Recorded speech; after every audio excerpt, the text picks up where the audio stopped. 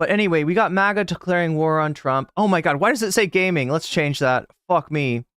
Why does it think that's war? That's why it thinks it's gaming. It's like, oh, in a video game. I'm like, no.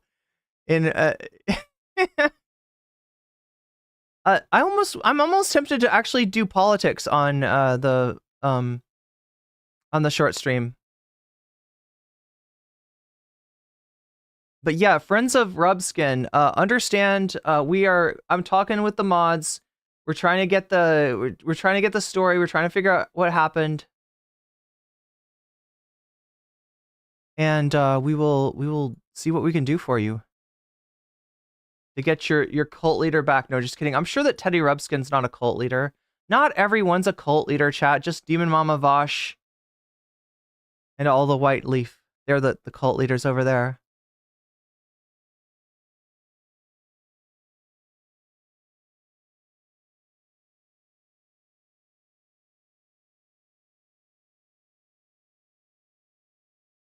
I wish there was a way I could reverse the playlist, but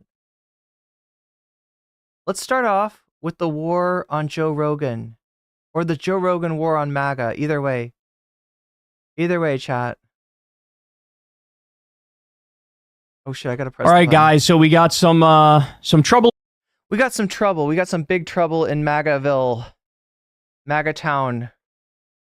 It's not going great. It's not. The vibes are not immaculate in Magaville. Let's just put it that way. And we got to see what's up. And for that, there's one button that I need to press. I'm not super happy with that. Let's try that again.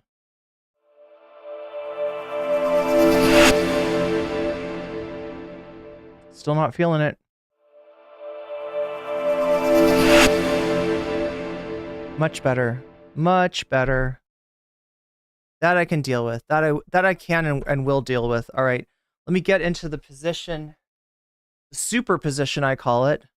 Schrodinger's cat girl. All right. Are we ready?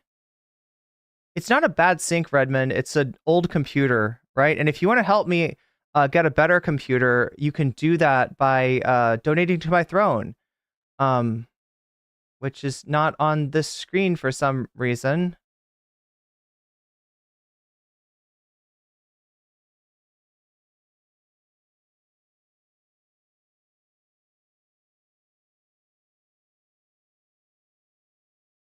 Studio mode.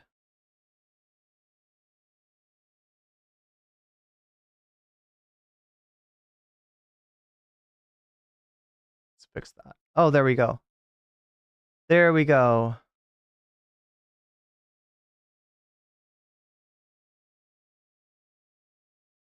All right, so right down there, or oh my gosh, or right up there, if you're watching on Shorts, is the link to my Throne account. If you want to help me have a slightly better computer, I do have two 16-bit RAM sticks. I'm not great with tech, okay? I'm a bit of a boomer, right? But yeah, the RAM sticks, they would increase my RAM from 8-bit to 16-bit, and that would help me out a lot. Again, chat, we've got the dono goal going on. We're at 24% right now. Oh shit, I gotta put your poll in. I gotta put the poll. We need to do the poll. Start the poll. Bonus content. God damn it. I knew I did something out of order here. Bonus content. There should be a song called Bonus Content, and I should sing it. I should bring out my guitar every day and be like, bonus content, don't you want some bonus content? It's gonna be real cool to get an extra segment out of me at the end of the stream. If that's your dream, you can donate in so many different ways. Yo, that is also a way to donate. Oh my god. Okay, I gotta say, I really like the, why is it not showing up? Did I say, yeah, Sig, gig, did I say megabit? Did I say something different? Yeah, gig, it's gig. It's definitely gig. Put the poll in. Put the poll in for the bonus content. Andrew Tate gets investigated. Want to see if Andrew Tate's really a cis man or not. We gotta know. J.K. Rowling's mold symbiote. What the fuck is up with that? Putting in the poll for you so you can vote on bonus content. Oh my gosh, chat, I'm so sorry. This is a bad song. I gotta work on the song. I gotta work on everything. Bonus content. We got the bonus content going on. And this is for after the stream. This is for after the news and the drama. You got the option for bonus content. It's something a little bit special. It's something a little bit fun. It's something that I like to have fun with it. And if you want to have fun with it too, then, oh, I get it. Okay. That's why it's not showing me that. And I will also read the donos out in just a second, because I know there's some of those. Andrew Tate transvestigation. What is up with that? J.K. Rowling's mold symbiote. Okay, there we go. So both the chats have the poll. You can vote on it. Go ahead and vote on it. If you want to do more than vote on it, remember when you donate, you can let me know which of these topics you want to see. And I will put your money where your mouth is. And that is like right here, right? I will add your donation to the overall percentage that your topic gets. And so you will help the topic of your choice win, possibly, right? You can also say Vox Populi if you just want the poll to win and you want to reinforce the voice of the people, right? You say Vox Populi. So that's how we're doing. That's how it goes. And we need to get started, all right? Because I have been edging you for too long. And that is against the rules. That is against terms of service to edge. Yeah, okay. So, I don't know why it's not giving you credit for this. But thank you to the person that just donated $25 on Twitch. That means a lot to me. That's really helpful. And that actually gets us, look at that, just like that, to 49%. 49%. That is a pretty big number right there. And that's some good progress. Let's get, I got you this content that we're going to do. We're going to go over the Maga Civil War. For that, I've got to press, once again, 3 buttons. The 3 most important buttons in the world. This button. That button. No, not that button. This button. And then hopefully this button works this time. Yeah. It works. It works. It works. Okay, so here we go. We got Kyle Kulinski.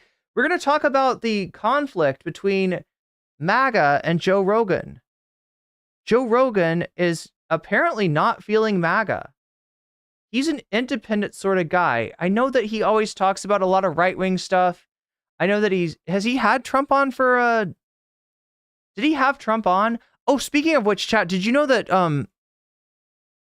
Trump, you had 8-bit on your PC laptop going to college? Oh my God. My family's first computer we got in the 80s was a 16-bit. Oh my God, it was a literal, still better than Demon Mama song. Yo, chat. Oh my God. Chat's making me laugh today. Sorry to tell you, the fact there's no Maga Civil War. We'll see. Guy goes golfing. That is not what Nick Fuentes told me in my Discord DMs that I totally have with Slippery Nick.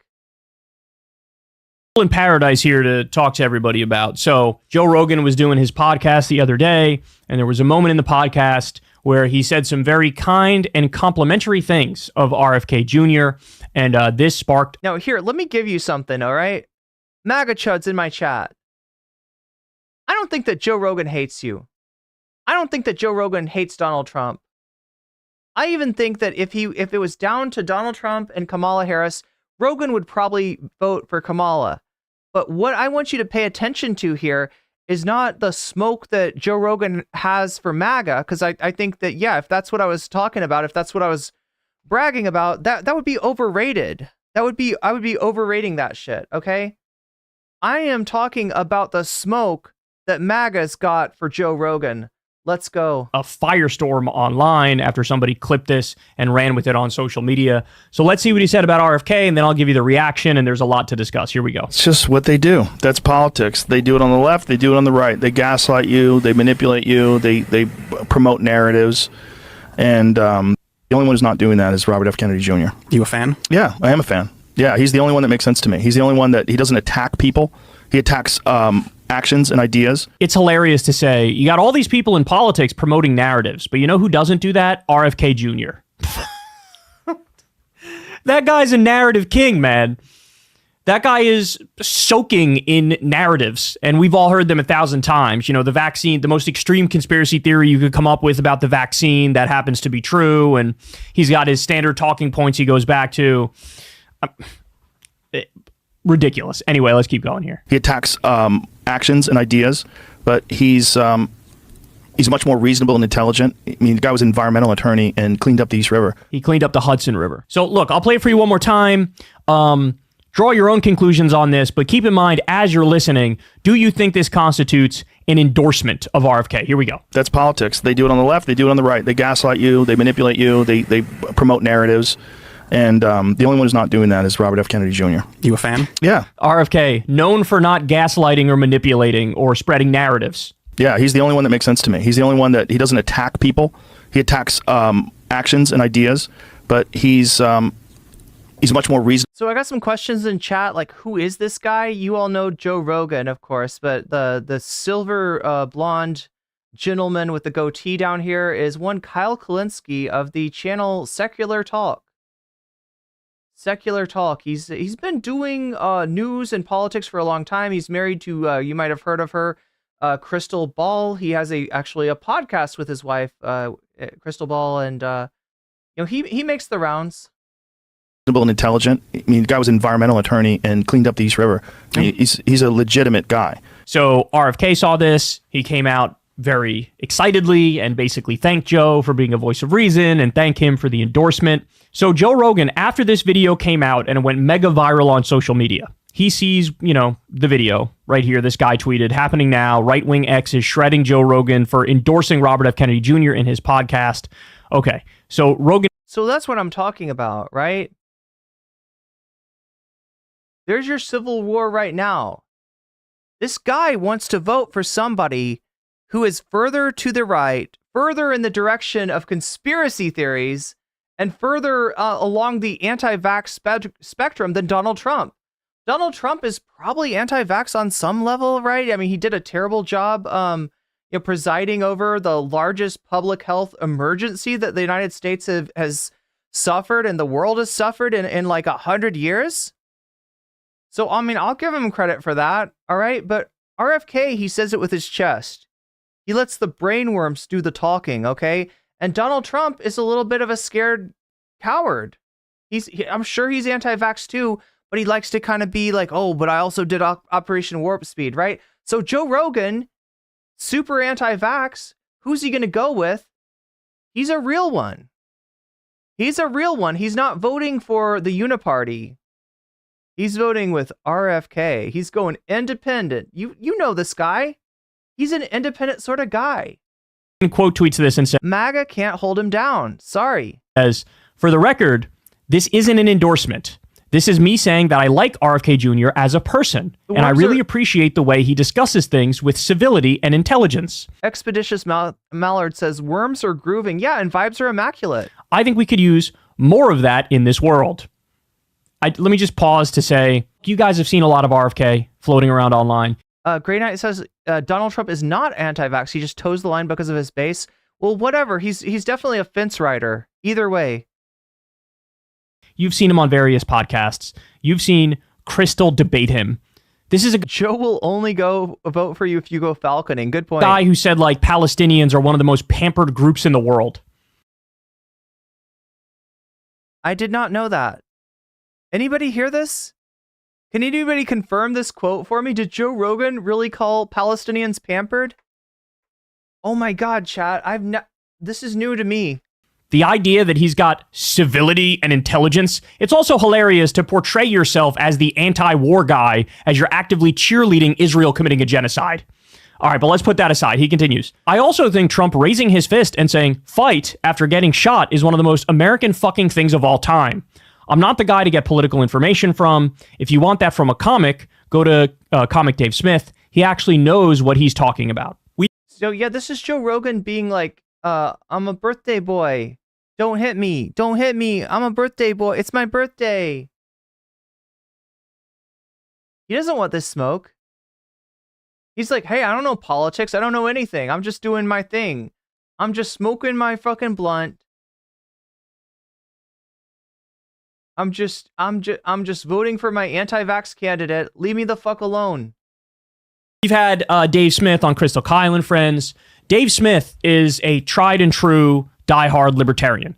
Okay, now here's something I want to say about Dave Smith, right? He is not just a libertarian. There are different flavors of libertarians. All right, I am not the utmost expert on all of the little divisions between the right wing. I try to keep current, but there's a lot going on, right? Libertarians have something called the Mises Caucus, right? That's the most conservative wing of the Libertarian Party. You could even call it Maga libertarianism, right? And it's like the Mises Caucus. They're all obsessed with Austrian economists and stuff like that. They're super socially conservative, super right wing. Kind of buck some of those trends of libertarians, of the general Libertarian Party. And these were the people that were cheering for Trump at the Libertarian Convention. You had a good portion of the Libertarian Convention booing Trump, right? The traditional libertarians, I guess if you could call them that are just all about live and let live, and they're socially liberal but economically conservative. Those people don't like Trump, but the Mises Caucus does, and that's who we're talking about here. That's his perspective. Okay. He comes from a very specific, particular ideological perspective. I'm not even saying anything here that Dave Smith would disagree with. He would say, no, Kyle's right. I'm a libertarian. So just understand when he's, get your information from Dave Smith. If you want to get a libertarian perspective, sure, you can go to Dave Smith. But what's funny is, so he says, don't get your information from me. This is something that Rogan says all the time, even though he's like one of the most popular podcasters on the planet. It's kind of hard for you to say that and everybody to listen to that. But nonetheless, he says that. Well, Dave Smith fucking hates Trump. Dave Smith has been ripping Trump an asshole in 14. Oh shit. Wait, is he von Mises? Can we confirm this? Is Dave Smith von Mises? 1,000 new ways that Rogan himself hasn't even engaged in. Right? So it's like, no, I don't hate Trump. And this wasn't an endorsement of RFK. If you want real information, go to Dave Smith, where he will rip Trump worse than I ever have ever. So there's a little bit of a breakdown there. Now, okay. So I'm still not done. He's deflecting then. He's deflecting, right? He's pretty much saying the same thing, but I don't know. Does he think that right-wingers don't know about Dave Smith? They don't know what his perspective on Trump is? So those things happened before Trump weighed in at all, okay? Rogan gives the sort of semi-endorsement, says very positive words of RFK. Then Rogan sees there's a response to it online, so he comes out and says, just so you know, this isn't an official endorsement. I was just saying I kind of like the guy. Trump chimes in. It will be interesting to see how loudly Joe Rogan gets booed the next time he enters the UFC ring. Maga 2024. Now, did Donald Trump see Joe's response?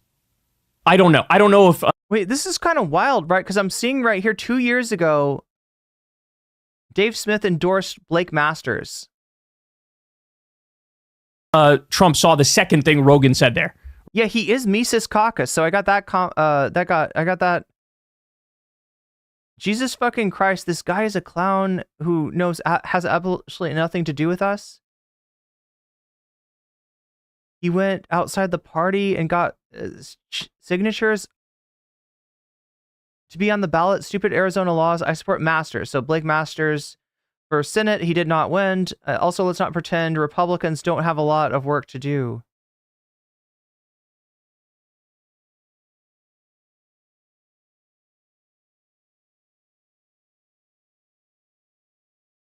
Libertarian Party candidate. Wait, is he? God damn it. Dave Smith, Libertarian Party.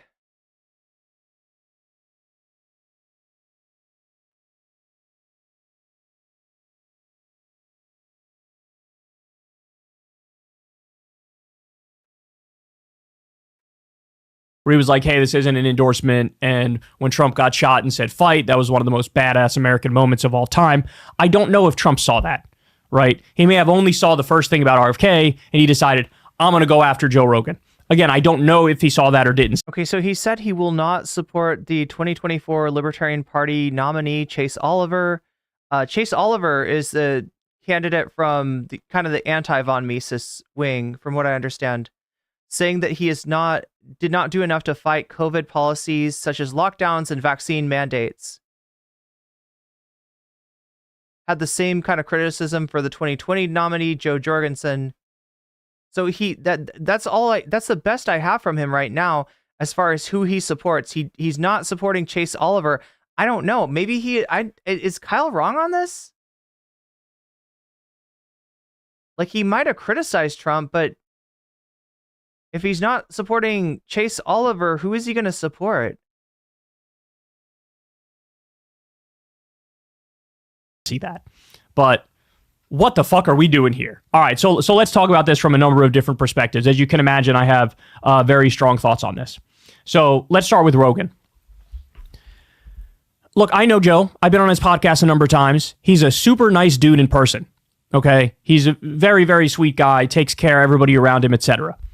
What I would say to Joe is this. You definitely think RFK is the best candidate.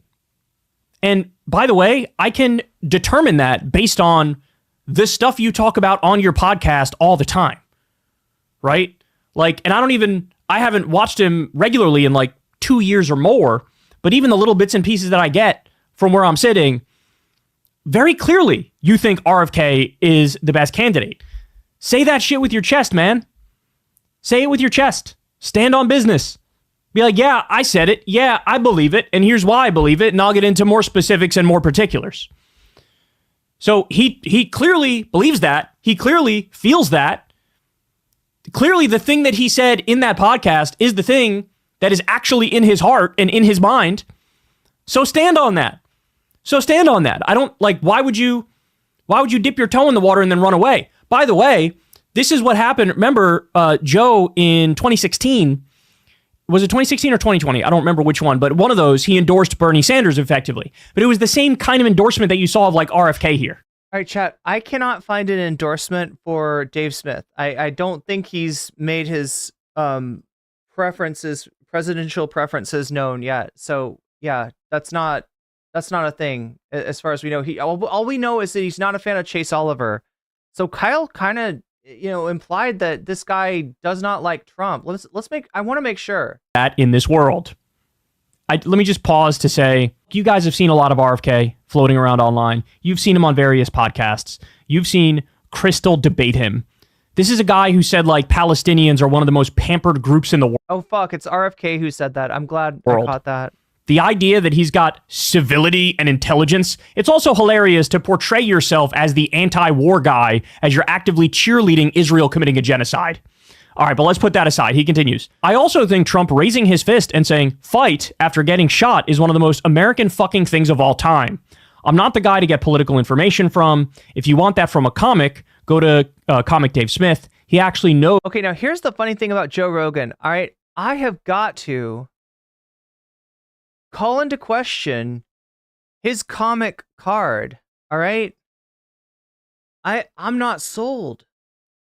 I know he calls himself a comic. I know he's done stand-up, right? I don't think Joe Rogan's funny. Like, look, if you have to buy and own a comedy club in order to call yourself a comic, and you go on and you won't allow cell phones in your audience, right? Are you really a comic? That's like Brianna Wu paying Wick money to be on stream, paying different people money, getting on Destiny's stream, getting on whoever's stream and being like, I'm a streamer. No, Brianna Wu, you're not. You are a lolcow from the early 2010s and a failed political candidate, but you are not a streamer. You have never been a streamer. You do not have an audience. You do not have a following. You don't have shit. I gotta chat. Can we get the Bo Blacks? Bitch, you have nothing. We gotta get that. Brianna Wu's not real. And look, Joe Rogan, he's been successful at a lot of different things. I'm not trying to take that away from him. He's a podcaster. That's what he is. He's a motherfucking why is he trying to be oh God, Bo Blacks is back. God, I'm not even here we go. Wait, Bo Blacks, bitch, you have nothing. We gotta hear that. That's like one of my favorite moments. Bitch, you have nothing. That's what I want to say to Brianna Wu every time I see her.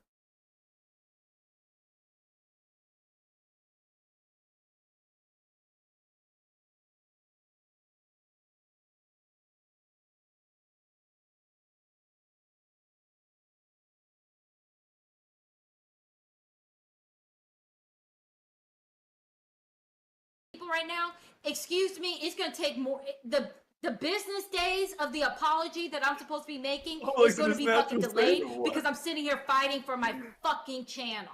What? Fighting for your channel? Bet you have nothing! Where's your fucking channel? Channel? Bet you have nothing! Bet you have nothing! Bet you have nothing!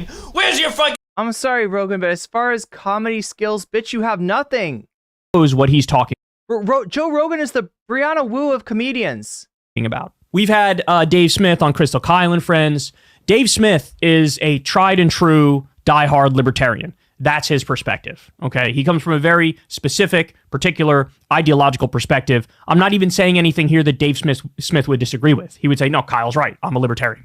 So just understand when he's, oh, get your information from Dave Smith. If you want to get a libertarian perspective, sure, you can go to Dave Smith. But what's funny is, so he says, oh, don't get your information from me. This is something that Rogan says all the time, even though he's like one of the most popular podcasters on the planet. It's kind of hard for you to say that and everybody to listen to that, but nonetheless, he says that. Well, Dave Smith fucking hates Trump. Yeah, so just so I'm clear, right, Dave Smith hates Trump. I can't find evidence of that. Is Kyle right about this? Do we know this? Is this real? Chat, I need to confirm this. Any gumshoes on the case? Want to figure this out for me? Does Dave Smith actually hate Trump?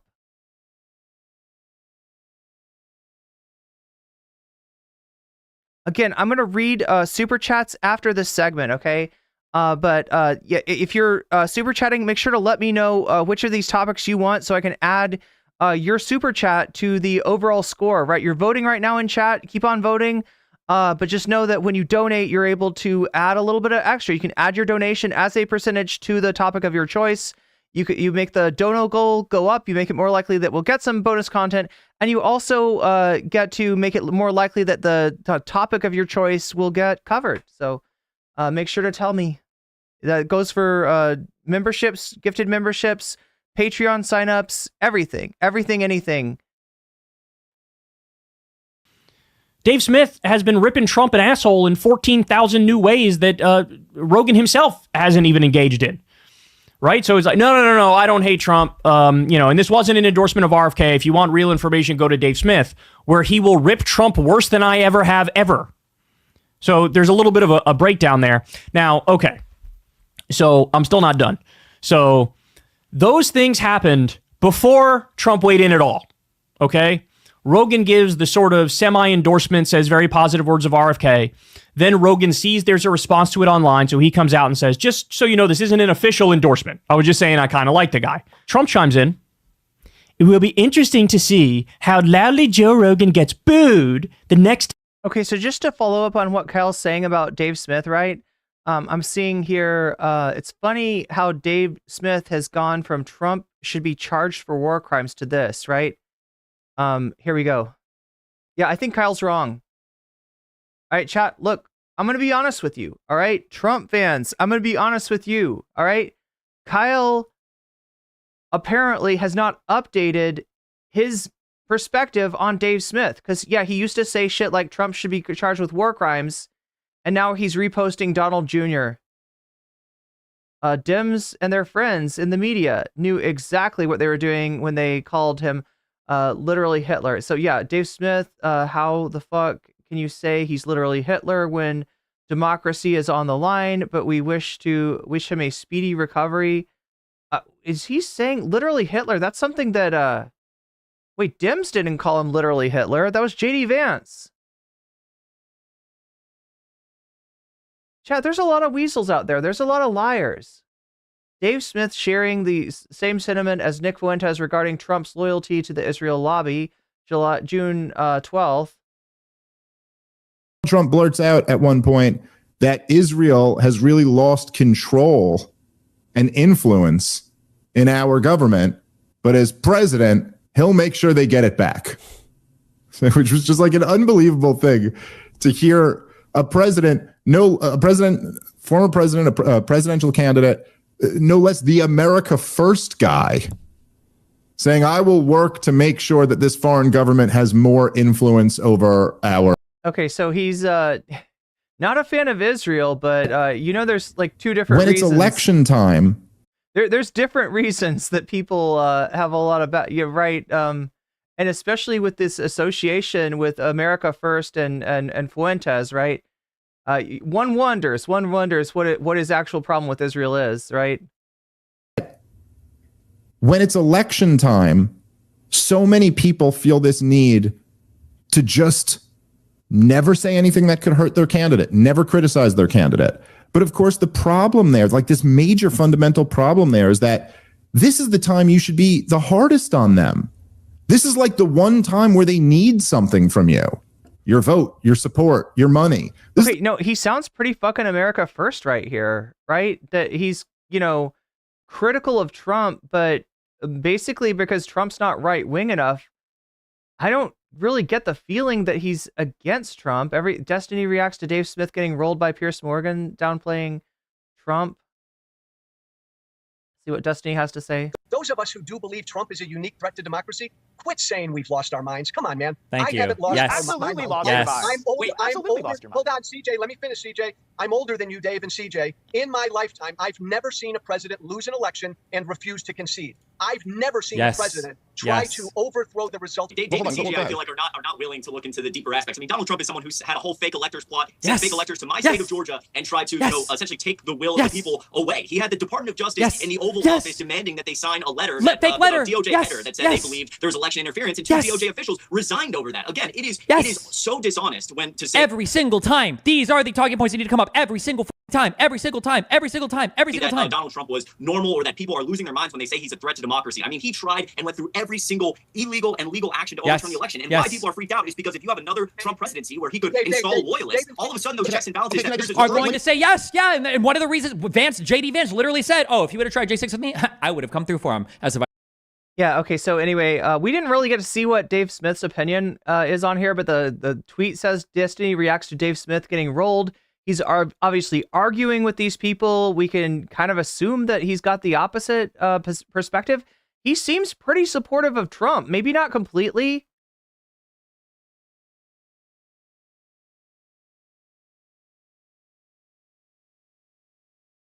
I mean, Hunter Biden, at that point, Hunter Biden literally could have had. Okay, so Dave Smith says, I actually appreciate Sam Harris for saying this out loud. This is what the vast majority of the anti-Trump crowd believes. Most of them won't say it, at least. So, yeah, he seems pretty fucking positive. I think that Kyle's wrong here. No offense, Kyle, if you're out there watching, which I doubt. But yeah, not trying to dog Kyle or anything. I just think that Dave Smith is kind of a moving target, and that Kyle has not kept track of him. It sounds like Kyle's had him on, has done some content with him, and doesn't maybe not fully appreciating how far right Dave Smith is. If anything, he's further right than Trump. But I don't get that he's a person who is is hating on Trump or is gonna withhold his vote, right? The official view of the administration is that MAGA is fascist, not Trump, MAGA. Presumably 70 million plus Americans. That's wild. That's wild. Okay, let me be clear to anybody out there listening, especially you on YouTube Shorts chat.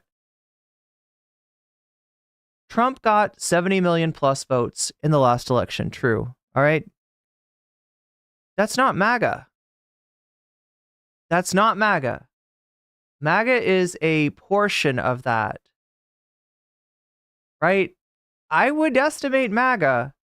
And what I mean is the red hat wearing, diehard Trump sycophants. People that glaze Trump night and day. That's more like 30% of the population. That might be like 40 million. Right? It might even be a majority of those who vote for Trump, but it's not everybody. Because a lot of people voting for Trump were not actually voting for Trump. A lot of them were voting against Biden. A lot of them were voting against the Democrats. Right? Same thing on the other side. A lot of people voting for Biden are not they're not riding with Biden. They're not Dark Brandon, fanboys and girls, right? They're just, they don't like Trump. You got to understand that, especially with the Trump and Biden thing, a lot of people are what we call double haters. They hate Trump. They hate Biden. They pick one that they hate the least and they vote for them. So saying 70 million plus are MAGA, That's just wrong, Dave. That's just wrong. But regardless, I think that also wrong is Kyle Kulinski saying that he thinks that Dave Smith is anti-Trump. I feel like Dave Smith is critical of Trump. I feel like Dave Smith is further to the right on a lot of things than Trump. Particularly, and has some bones of contention to pick with Trump's policy on Israel. But I don't think that he is, and I don't think he's antagonistic to Trump. Time he enters the UFC ring. Okay, so this is what I'm talking about, right? So in this case, we don't really have like Joe Rogan declaring war on MAGA. We have MAGA declaring war on Rogan. MAGA 2020. And by MAGA, I mean fucking DJT. Now, did Donald Trump see Joe's response? I don't know. I don't know if Trump saw the second thing Rogan said there, where he was like, hey, this isn't an endorsement. And when Trump got shot and said fight, that was one of the most badass American moments of all time. I don't know if Trump saw that. It was so badass. Didn't Cenk Uygur say that too? I feel like there's a lot of people that say shit like that aren't super keen on MAGA. They want to seem like they're neutral. They want to be like, yeah, of course I can cause badass. You get shot and you pump your fist. You put the Secret Service's life at risk. You say, get my shoes, when they should be getting your ass to the car. They're trying to save your life, and you make it fucking hard for them. And you're farming motherfucking clips like you're a FaZe Clan member. God damn. Right. He may have only saw the first thing about RFK, and he decided, I'm going to go after Joe Rogan. Again, I don't know if he saw that or didn't see that. But what the fuck are we doing here? All right, so let's talk about this from a number of different perspectives. As you can imagine, I have very strong thoughts on this. So let's start with Rogan. Look, I know Joe. I've been on his podcast a number of times. He's a super nice dude in person. Okay? He's a very, very sweet guy, takes care of everybody around him, etc. What I would say to Joe is this. You definitely think RFK is the best candidate. And by the way, I can determine that based on the stuff you talk about on your podcast all the time. Right? Like, and I haven't watched him regularly in like 2 years or more, but even the little bits and pieces that I get from where I'm sitting, very clearly you think RFK is the best candidate. Say that shit with your chest, man. Say it with your chest. Stand on business. Be like, yeah, I said it. Yeah, I believe it. And here's why I believe it. And I'll get into more specifics and more particulars. Yeah, look, for all the smoke I have for Joe Rogan and his sus comedy skills, I'm pretty sure I know where he stands. And he stands against the Uniparty. He hates Republicans and he hates Democrats. I don't know that he hates Donald Trump, but I know that he likes RFK Jr. better. I know that he wants an alternative. I know that he's an independent-minded guy. If you watch Rogan, you fucking know this. You know this, right? Like, look, he'll sit there and nod with you, in a lot of cases, no matter who you are, no matter what you're saying. But that doesn't mean that he agrees with you. And that doesn't mean that's where his heart is. And yeah, his heart is with RFK. And I guess some people, some MAGAs out there can't stand that. So he clearly believes that. He clearly feels that. Clearly the thing that he said in that podcast is the thing. Super nice guy who got people killed due to his medical misinformation. Super cool guy, though. Is that what Kyle's saying? That is actually in his heart and in his mind. So stand on that. Yeah, the Rogan glazers are kind of pathetic too. Like, why would you dip your toe in the water and then run away? By the way, this is what happened. Remember, Joe in 2016 was it? Yvette says, who cares? Why would that matter? It matters because people are blowing Rogan up on Twitter, right? Trump fans, MAGA chuds are blowing Trump up on Twitter just because he's not endorsing their fucking parasocial daddy. That's why it matters, Yvette. I hope that helps. 2016 or 2020, I don't remember which one, but one of those, he endorsed Bernie Sanders effectively. But it was the same kind of endorsement that you saw of like RFK here, where it's sort of like a semi-endorsement. He didn't literally say, I am voting for Bernie Sanders and you should vote for Bernie. Poor daddy, you should have been here yesterday. We were talking about Tim Walz then. Sanders too. He didn't do that. But it was very similar to what he said here about RFK. And at the time, when Bernie's team was like, hey, look, this guy Joe Rogan is sort of endorsing us here, he didn't come out and correct the record and say, no, that's not an official endorsement. It's, I just... Thomas Jerome Newton says he's a fascist. Brainworm is just a cover. Well, it's Elon's ex. Yeah, speaking of Elon's ex. Okay, so the other thing that we got going on today, and I don't know if we're allowed to cover this, but Trump is back. Trump is back, baby. Trump is back. We've never been so back. We've never been so back. Our special boy, our special guy, Diaper Don, he's back. He's back on X, and he's talking to Elon, right? I would love to bring you that live. I'm not sure if Elon will let me. I think there's a good chance that if I cover that shit live, I'll get copyright claimed. We'll see what we could do. We'll put out the feelers. We'll see if other people are covering it live. We'll see if other people are getting away with it. And I will try to bring you that content because I am very interested in the conversation between two of my favorite lolcows, Donald Trump and Elon Musk. I like him. He sort of let it stand as it is, right? He just sort of let it stand as it is. With RFK, he kind of does the semi-endorsement and then runs away from it. But again, if you really believe that, and he does, bro, just stand on that shit. So that's the first point. The second point is, to everybody that's on the right and was ripping Joe Rogan over this, and like you're surprised that he took this position and said this. Wait, Robert Daniel says, and I'm not, being mean here, all right? But this is a good point that you're bringing up, Robert. Rogan picks a person that will never win the presidential election. I think you're right that RFK has zero chance. Just like Ross Perot didn't have a chance in the 1992 presidential election with Bush Sr. and Clinton. Oh my God. All right. So first point, yes, Ross Perot was probably a spoiler. There's a good chance that Bush Sr. might have won had Ross Perot not been running. But when you say he's got zero chance of winning, you're wrong. I've taken a look at that election in depth, and it's actually a pretty interesting circumstance. Ross Perot was ahead at the halfway point, right? Halfway through the election, Ross Perot was beating Bill Clinton and George H.W. Bush. Look it up, all right? Now, what happened then is that he withdrew from the election. He decided, I don't want to run for president. He's winning. He withdraws from the election. He says, I don't want to run for president. And then, like, when we get to that, when it's like near election time, he jumps back in and says, actually, I do want to run for president. And he doesn't get his momentum back. And he places third. And maybe, yeah, he spoils it for George H.W. Bush. But he did have a chance. And he was his own worst enemy. His own indecision is the reason, most likely, that Ross Perot was not the, whatever, what would that be, like the 35th president or something? Wait, Trump is 45, Obama's 44, Bush is 43, Clinton's 42, 41st president, right? No, wait, that would be the 42nd. Yeah, that's what Clinton won. Yeah, so he would have been the 42nd president. Had it not been for his own indecision. Yeah, Ross Perot actually could have won. I mean, the thing is, he's a billionaire, right? He's a billionaire. He could fund his own campaign.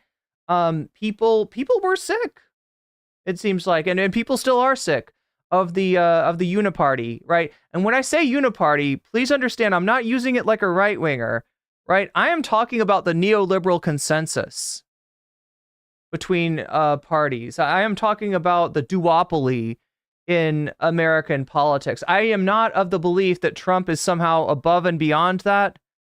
I think he's become part of that. He's taken over the Republican Party, and he still represents that shit. He's still beholden to the same interests that the neocons were.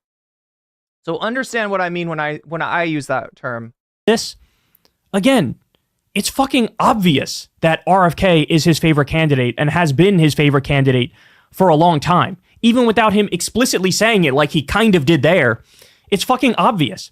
Joe clearly had a moment in the Republican primary where he was flirting very heavily with Ron DeSantis. He said Ron DeSantis would make a good president. This is much to my little Rhonda dismay. I did like 3 or 4 different segments desperately trying to explain all of the policy problems with Ron DeSantis, how he'd actually be a horrible president and he's a horrible candidate. He would get pudding all over the White House. Yeah, fuck that. But Joe Rogan was clearly enthralled with Ron DeSantis at the time. He loves DeSanctimonious, folks. He's a fan. He's a fan of DeSanctimonious. Little Rhonda.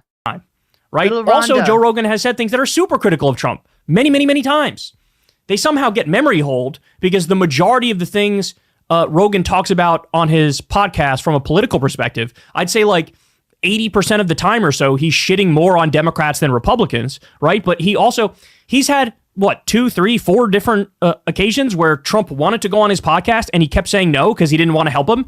He said on Lex Friedman's podcast, no. Okay, so that's what happened with that. I was wondering what was up with that.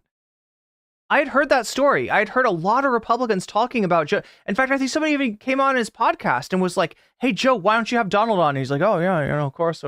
Right? He didn't do that. He could have. He could have helped Donald Trump out. He could have brought the dude on. He didn't want to. There's got to be a reason for that, chat. And it's that's not where his heart is. That's not what he believes. That's not who he puts his faith in. Yeah, like if you force him, if you put a gun to his head, which I'm not suggesting, and you say you got to vote for Kamala or you got to vote for Trump, he would probably vote for Trump. I have no doubt that he would vote for Trump, but he doesn't have to choose. And he wants he's going independent. He's a maverick. I'm not a Trump fan. I'm not a Trump supporter.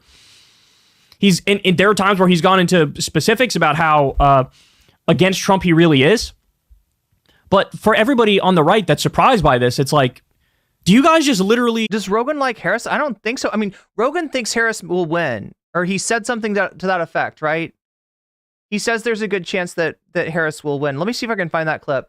But I don't think he likes Harris. I don't think he likes he's obviously not a liberal, right? You can tell that much. I'm not trying to blow smoke up your ass here. I'm trying to give you the facts. Read into everything what you want to read into it. Do you not take anything at face value? Right? So it's amazing to me that anybody is surprised that he would have this perspective on RFK. Joe's main things that he's been talking about on his show for years now are like wokeness bad and anti-vaccine stuff. And RFK is the anti-vaccine guy, right? So again, I don't know why this would surprise anybody. All right, now the next point is the right is 100% in this instance engaging in cancel culture. The same people who proclaimed we're against cancel culture, it's so stupid, let people express their opinions and say their thoughts without getting, railroaded by a mob.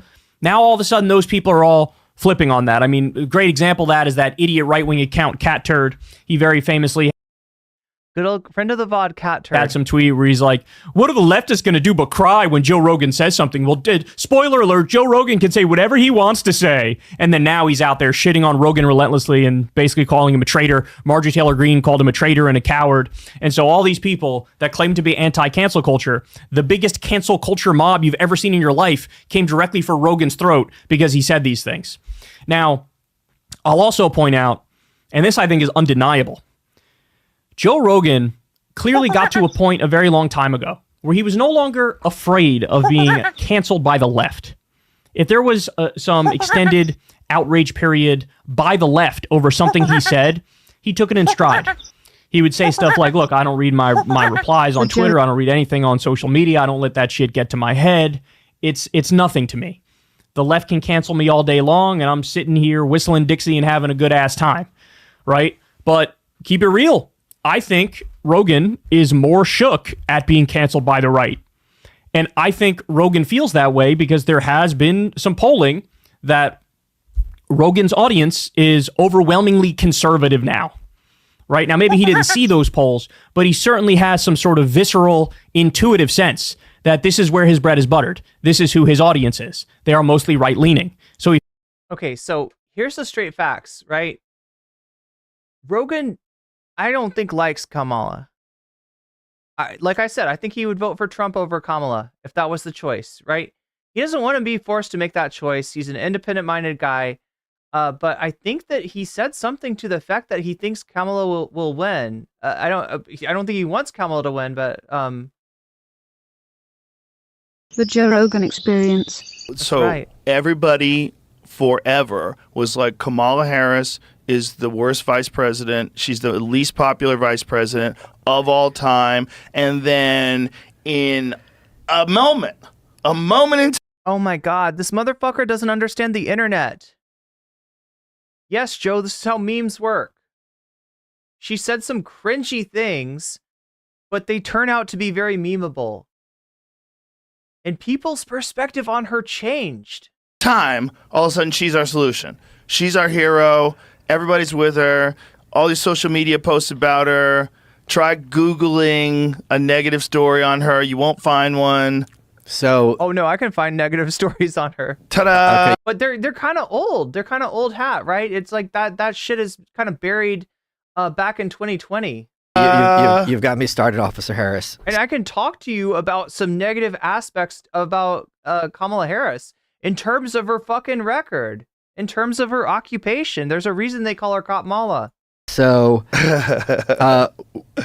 they've been It's Michael Malice doing this live for years. So in 2019, our pal Tulsi absolutely nuked her in that second debate. And if you looked at charts at the time, our pal Tulsi, she's kind of Officer Harris is like doing okay. First debate, she comes Officer Harris. Okay, he's really playing up the fake anarchist street cred. Out, Joe Biden, you're a racist. The Democrats were looking for an alternative to Bernie Sanders that wasn't Biden. She starts going up in the polls, right? Second debate comes out. Tulsi, being a good Hawaiian, knows how to roast the pig. Just completely slams her. Not only that, she has no counterpunch. She goes on Anderson Cooper and she's like, well, I'm a top tier candidate, so of course people are going to take shots at me. That's her answer. She immediately starts going down in the polls. It's that day. You can see it on the chart I have on my Twitter. All the articles at the time that did an autopsy. Okay, so I want to find the part where he says like he thinks she's going to win. win. 2 or 3 points in the polls. Kamala's polling worse than me in like 8 out of 10 polls. I won these delegates. Why the hell should I back down? And that's a very solid case. Jill, for the first time in her life, people care about her. She matters.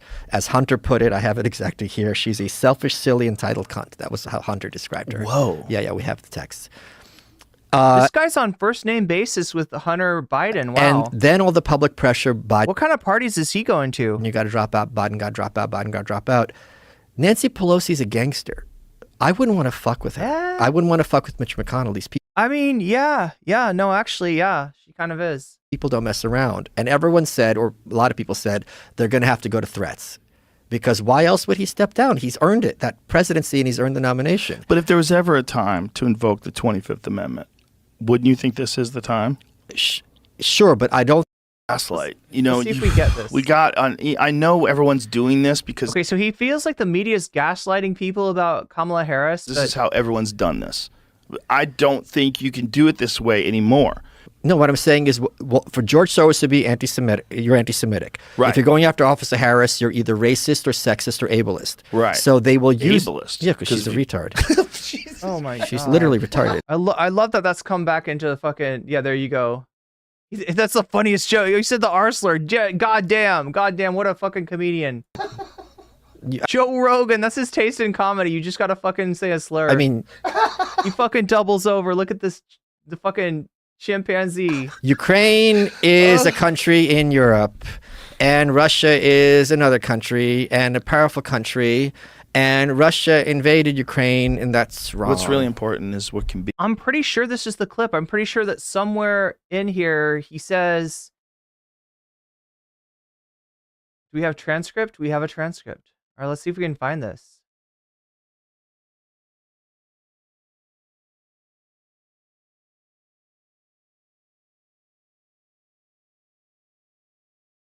We've got the wine. He's calling her a wine mom. Oh, here we go. I got it. I'm so good. Yeah, she's going to win. Here we go. She's not. She can win.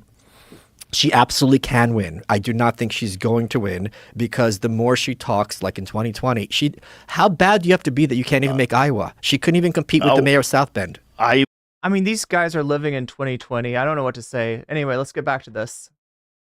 I felt like, hey, I need to come out here and sort of appease them a little bit. And let them know, like, no, hey, don't get mad at me. I'm not. The Cap, is it really that easy to make you laugh? Go to Chud Logic stream. All right, he says that word plenty. We're a little bit more sophisticated in here, okay? Fully on board with the thing I said. I'm not Chud Logic. I'm Fem Logic. Idiot comedian who's shooting from the hip, etc.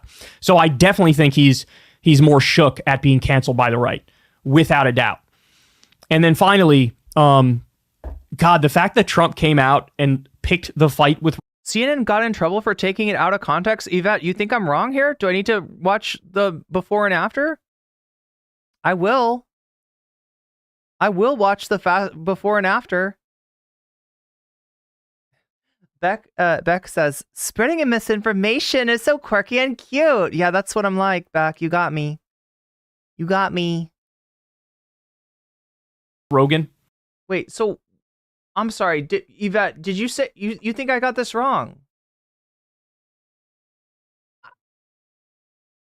I don't understand. If he doesn't think that let's roll it back. Let's roll back the tape. All right. Roll it back to the wine mom thing. Talks, and those are the wine mom faces. Do you think they have her medicated? You see, they think that people hate wine moms and wine aunts, right? They don't understand that Kamala, she is an archetype, right? She does strike that archetype, but it's actually a more beloved archetype than they realize. Anybody, one in chat, if you've got a wine aunt or a wine mom, you got a wine lady in your you got a wine cat lady in your family that you love and adore. Because there was a guy that was speculating that some of the things that she says, the way she's sort of disconnected sometimes. Irish Pulse says Ireland praise Harris wins. And I don't know. She goes on these rambles that it's I don't indicative of certain anti-anxiety medication. I do not know if this is true. See if you can find that, because really that shouldn't would say make that about that would our make future president. Yeah, our future. Yeah, she's gonna win. No, she's not. She can win. Okay, so do you think is he taking the piss? Is he taking the piss? Am I missing something? Also, a megastar, thank you for the gift sub to Expeditious Mallard. You've just been weaseled. Just got weaseled. And that's a good thing. That. And that's a good thing. I don't know if this is true. See if you can find that, because really shouldn't say that about our future president. Yeah, our future. Yeah, she's gonna win. No, she's not. She can win. She absolutely can win. I do not think she... Okay, so I don't think that he's saying, like, with 100% certainty that she's going to win. And unites us all and inspires us all. And then there's... I'm being stern so you don't realize how plastered I am, and I'm making a point. She does seem a little bit intoxicated. I just don't know if he realized that it's kind of endearing. You got weaseled, yeah, and make sure when you donate, let me know which of these topics that you want to choose, and I will put your money where your mouth is. I will add your donation to the overall score. I'm not getting a lot of people. I'm not getting we got some wine mom fans in here. We got some people that you got wine moms in your life, right? You got wine ladies, wine aunts. I think she's more of a wine aunt actually. Point, Dr. Little Girl was me. Now I'm gonna. He's talking about Tulsi there. Are you sure, DJ John Lewis? He said she could win if she doesn't talk. Go upstairs and don't knock on the door, because I'm gonna pass out. So those are her 3 ways she talks, and those are the wine mom faces. Do you think they have her medicated? I think she's on that Mountain Dew Code Red, right? That special sauce that they brew for Biden. You know what I'm saying? They got a special energy drink for Joe Biden, and they put Kamala right on that stuff when she took over, right? It's actually like a fountain, drink, and it's a hose, and they got it going into the, they had it going into the White House where the president lives, and they moved it over, and now it goes into the vice presidential office, and she's drinking that good stuff. She's drinking that really good stuff. Because there was a guy that was speculating. A little catnip in there. That some of the things that she says, the way she's sort of disconnected sometimes. We got it, Tate. And I don't she know. Goes on these rambles that it's indicative of certain anti-anxiety medication. I do not know if this is true. See if you can find that, because really that shouldn't would say that about our future president. Yeah, our future. Yeah, she's gonna win. No, she's not. She can win.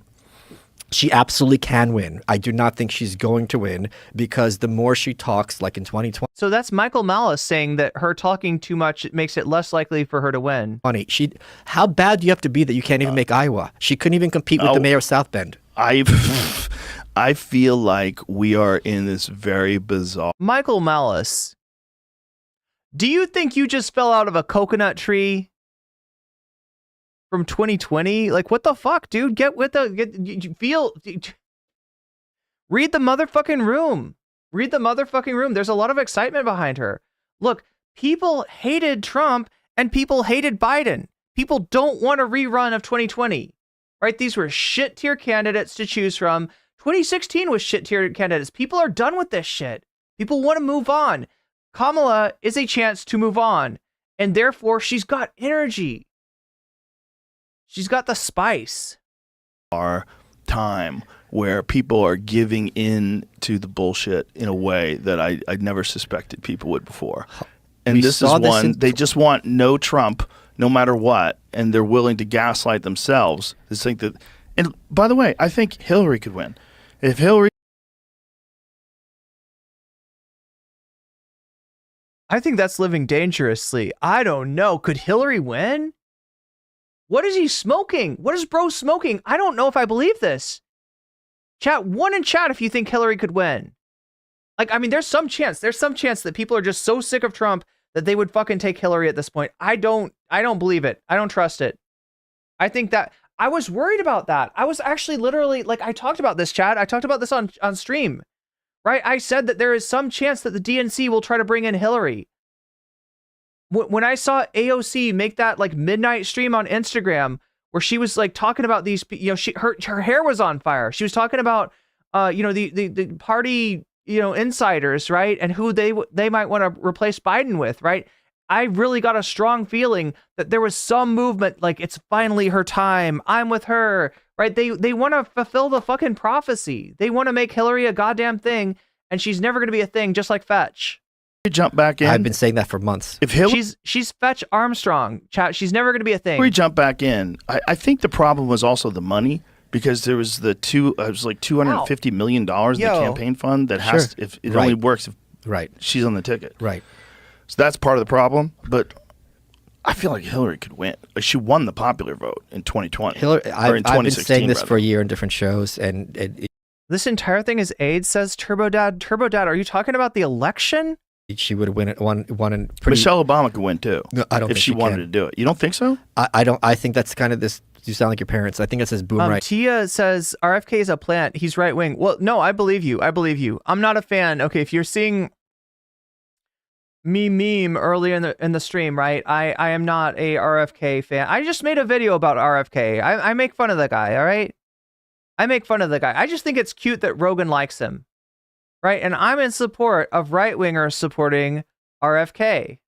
It makes sense. If you're a right-winger, if you're anti-vax, you should probably support RFK. If you are both at the same time, you're anti-Semitic, but you are also a big fan of Israel, then you should probably vote for RFK. That's your guy right there. Vote for that guy. She doesn't want it. I'm not saying that she would be awesome at it, but I think Hillary might make a cabinet member. God, I hope not. Waluigi abuse, I know, right? I think anyone can win of either party, whoever the nominee is. Like even Chris Christie could have won if he's the Republican nominee. It's possible.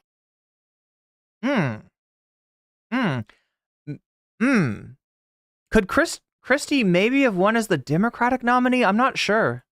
That Trump getting shot would that's it. Election's over. But you did think that. You did that. Look, Rogan, life comes at you fast, okay? It's like they memory hold that so quick. You would have thought they. Was it Soros, Joe? Who's this they? And are there parentheses around there? God damn! What are you saying, Rogan? What are you saying? Say it with your chest, right? Yeah, this is the perfect guy for RFK. He shares all of his views, right? Anti-Semitic and anti-Palestinian. That's a interesting combination. To say the least. Anyway, chat. Anyway, we better get back to Kyle here. We got to mosey on. Because again, so Rogan sort of semi-endorses RFK, then kind of walks it back and says this isn't really an official endorsement. And after that, Trump comes out and picks a fight with him and basically is like, wants people to boo him the next time he's at a UFC event. Joe Rogan's been with the UFC for like 20 fucking years. He's a staple in that scene, right? I agree. I agree with Kyle here. Right. One in chat if you agree. One in chat if you agree. Do you agree that RFK Jr. is a staple in the UFC? And that if Donald Trump really picks a fight with him, and makes the UFC fans choose, they're going to choose Rogan. They're going to choose Rogan. They like Trump because he owns the libs, but RFK Jr. owns the libs harder. And because he felt slightly offended at something Rogan said, like just disagreed with Rogan's perspective on a character like RFK, it was like, hey, everybody who's one of my people, boo Joe Rogan the next time we're at a UFC event.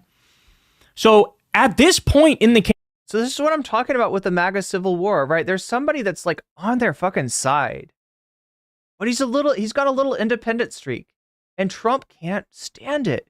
He can't stand disloyalty. He can't stand the fact that somebody might pick RFK over him because in some ways RFK is further right. Campaign, when Trump is very clearly, objectively. Did I say RFK is a staple? God damn, I said it wrong. Thomas Jerome, thank you for the super chat.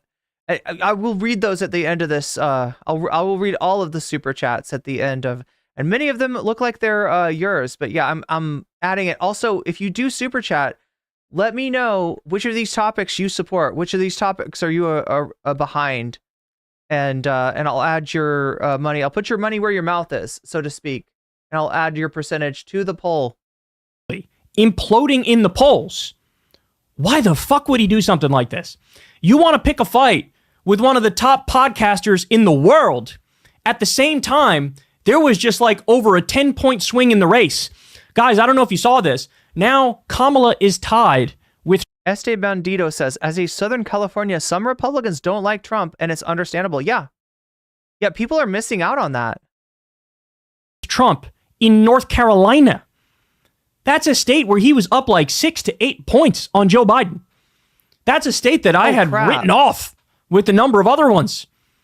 But now there was a poll that came out the other day. Kamala up 8 points nationally on Donald Trump. 8 points.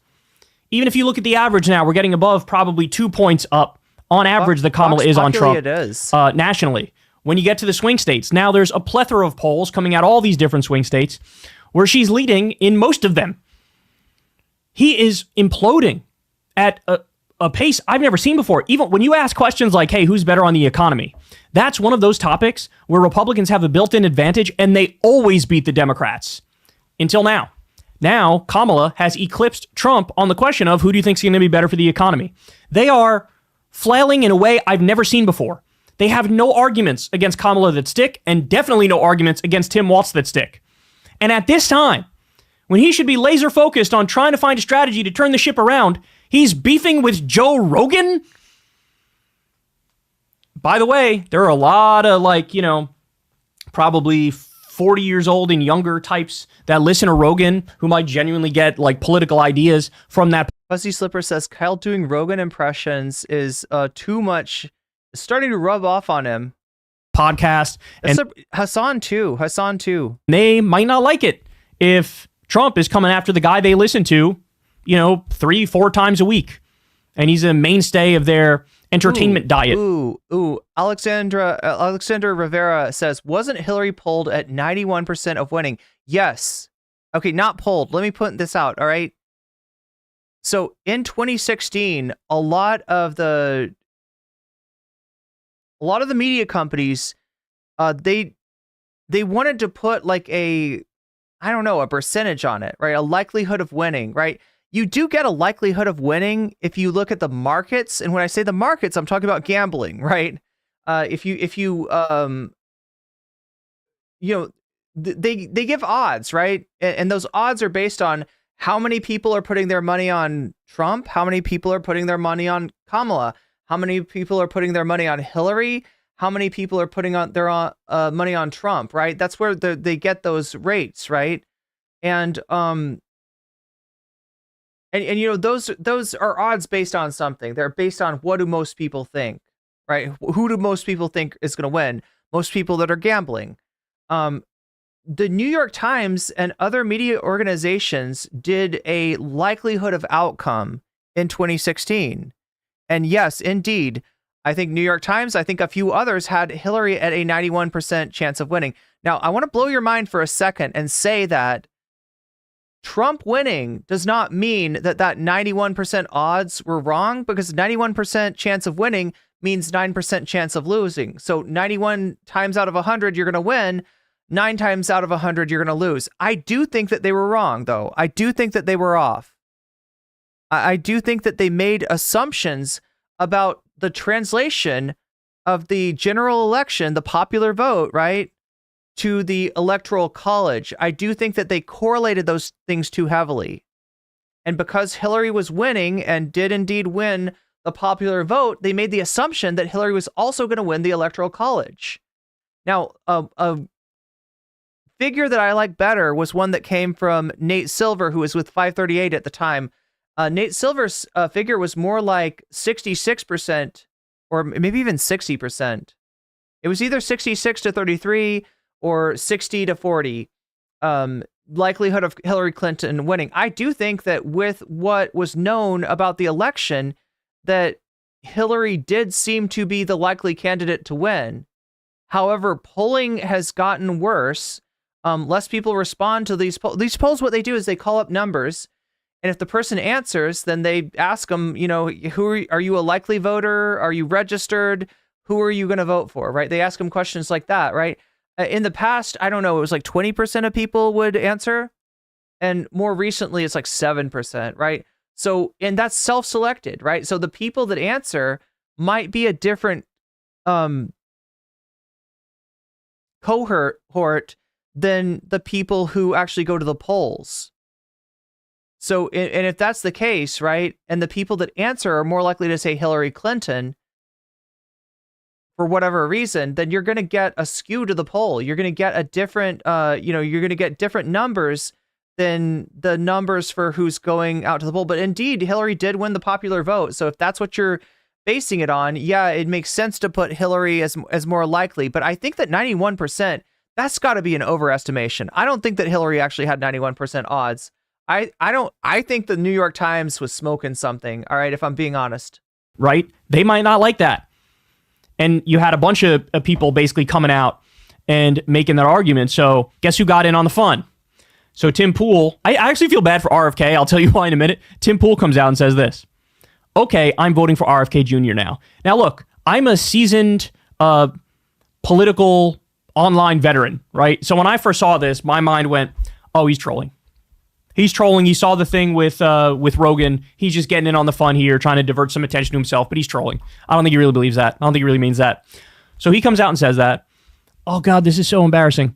Then RFK says, I am so grateful to you, Tim, for your confidence in me, but most of all, your steadfast defense of the Constitution and relentless love for our country. So RFK just thanking him for endorsing him. Then Tim Pool comes, oof, I really stepped in it this time. Ha, ha, ha. Holy crap. I'm voting for Trump. What the fuck? Then RFK comes out and says, there's plenty of time to change your mind. You know where to find me. I'll be out working to unite America. By the way, the same thing happened. Wow. Same thing happened with Kyle Rittenhouse, right? And with Rogan. That like semi-endorsement thing Rogan made, RFK was basically parroting that, thank you, Joe, you're an American hero. This is wonderful. I love this. And then Joe's like, well, I'm actually not endorsing him. And he's like, oh. One in chat if you feel sorry for RFK. And then Tim Pool does the same thing. Thank you, Tim. I really appreciate it. Then Tim Pool's like, no, I'm actually voting Trump. Oh. Oh, it's brutal. Oh, that's brutal. They almost got me to feel bad for RFK.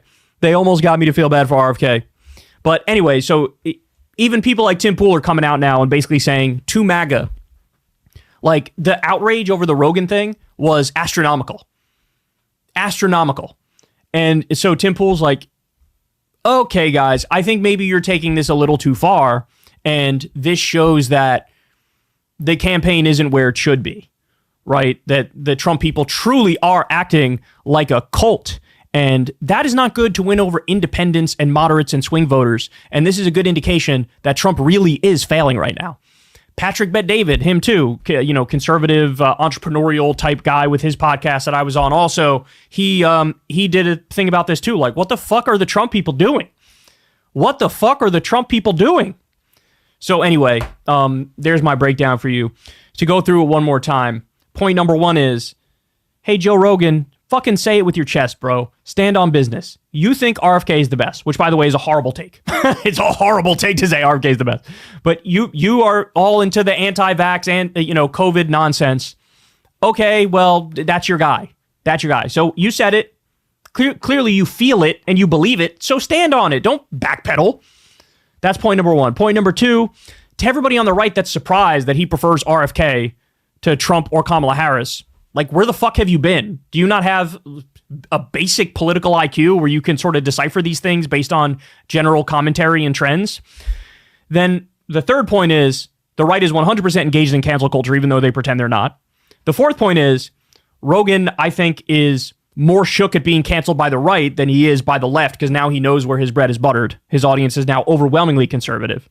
And then the final point is Trump's a fucking moron for picking a fight with Rogan after his campaign is imploding, right? Like, his campaign is on a horrible trajectory and he decides to make more enemies. Yeah, I mean, this is kind of a social media beef, right? This is kind of like a social media clout beef is what's going on between two influencers. Because when the United States elected Donald Trump as president, they crossed a certain Rubicon. I mean, and we may never come back. It may never be normal again. But this caused politicians to become influencers. And, picking a fight with a bigger, more popular influencer, somebody that's like the most popular podcast, like, people don't just look, people don't just watch Joe Rogan. People live and breathe Joe Rogan. People spend time with Joe Rogan, right? The viewers of Joe Rogan have got Joe Rogan on at work. They've got Joe Rogan on at the car. Joe Rogan is a family member. And as much as Donald Trump is a family member for a lot of MAGA people, Joe Rogan is a family member for even more. And he's even more ingrained in their life. So yeah, this is a huge mistake. Huge L for Trump. Really, really fucked up on this one. He probably needs to walk it back. Even if Rogan is willing to try to deflect and say, hey, I'm not a political guy, I'm a comedy guy.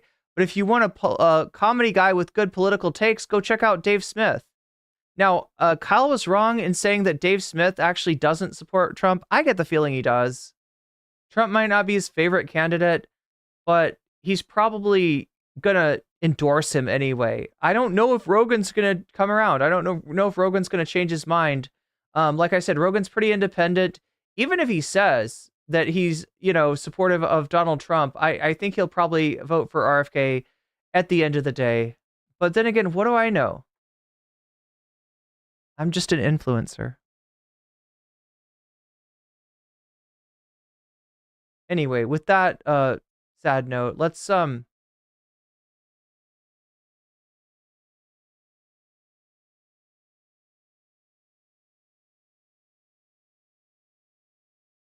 wait a minute. Oh my God, chat.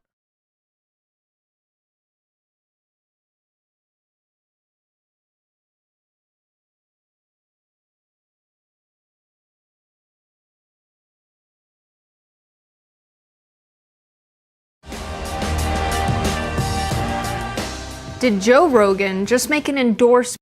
I just realized something.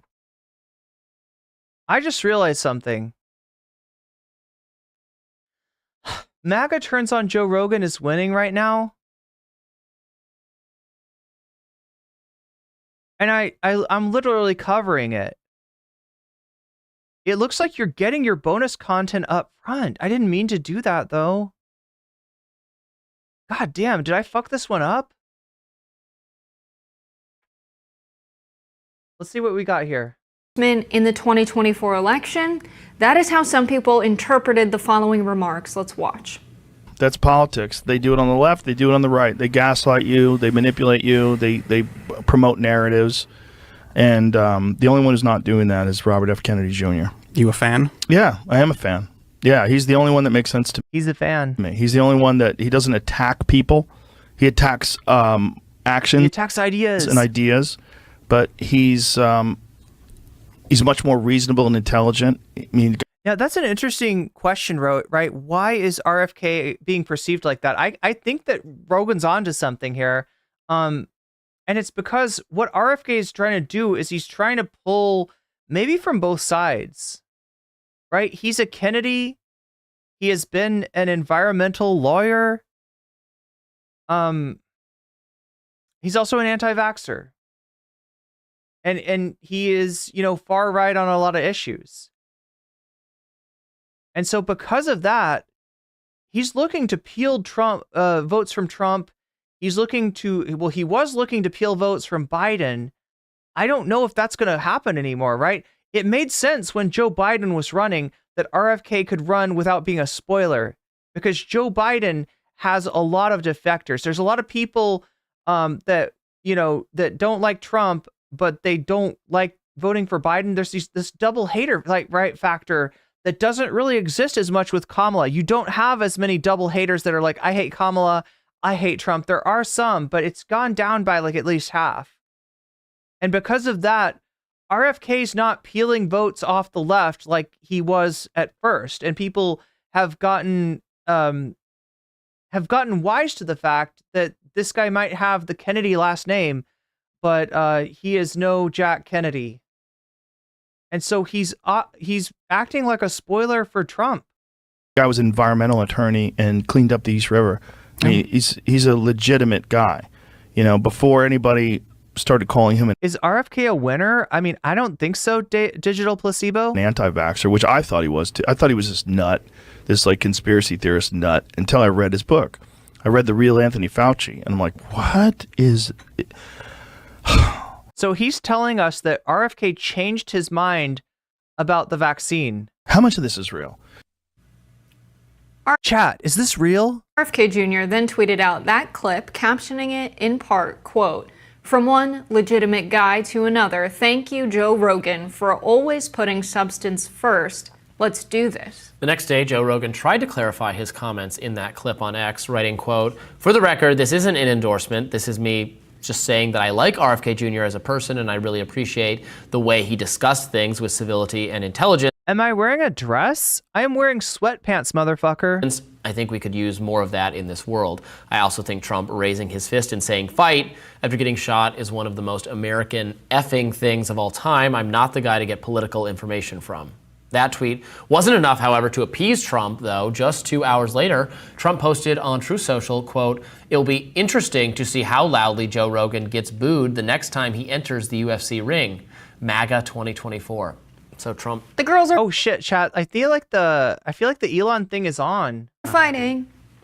Well, so I think it's like the Kyle Rittenhouse thing a little bit, because after this happened, I don't know if you were on Twitter, but I was seeing a lot of people super mad at Joe Rogan. And really? I don't know if But Joe Rogan's never been a supporter of Donald Trump. No. He didn't endorse him previously. In fact, he declined to have him on his podcast a number of times. And he said the reason for that is, I don't want to be perceived as propping up or encouraging or benefiting his campaign. He endorsed he's not for the Uniparty. Bernie Sanders. But I think some of Trump's supporters are upset because they see where RFK Jr. is pulling away from Trump's vote share in a lot of the polling. And I think they're worried that Joe Rogan's influence is big, and this kind of, if he really does say, I like RFK Jr. out of all the candidates, he makes the most sense to me. Of course not an endorsement. I mean, that's kind of how I feel about Kamala Harris, and people are saying Jessica endorses her, Jessica's going to vote for her. No, I actually said it depends on what she says about Israel-Palestine and what the platform is before I consider that at all. Right.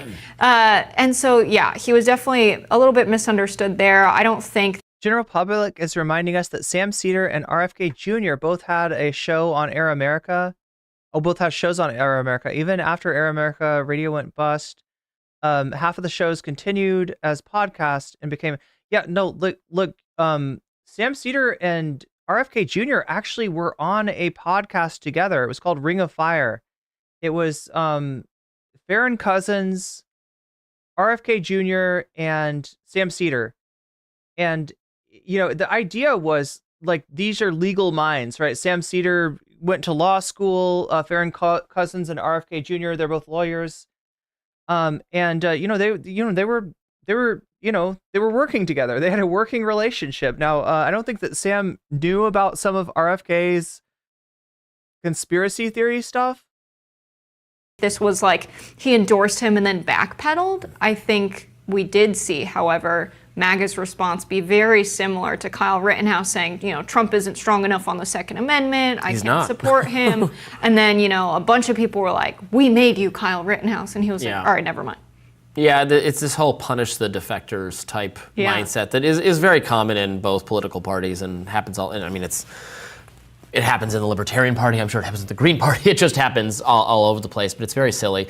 Joe Rogan is an independent podcaster and commentator. He's not a conservative. He's not a right wing. There are issue areas where what he thinks seems to overlap more with now what Republicans or conservatives think in terms of free speech and COVID especially. That's what he said he liked about RFK Jr. If Trump is losing votes to RFK Jr. because of his own COVID approach, sorry, man, maybe next time don't outsource the entire... Chat, I've got some breaking news for you, okay? You know how I talked about the outset of the stream? I was talking about the fact that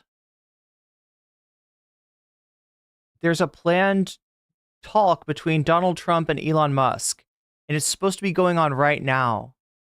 The breaking news is that that is not happening. Elon Musk is claiming there appears to be a massive DDoS attack on X, working on shutting it down. Worst case, we will proceed with a smaller number of live listeners and post the conversation later. With a smaller number of live listeners, huh? I wonder what he means by that. Anyway, we'll check after this segment. We'll check on that. I do realize though, chat, that I massively fucked up today. I am giving you bonus content right now.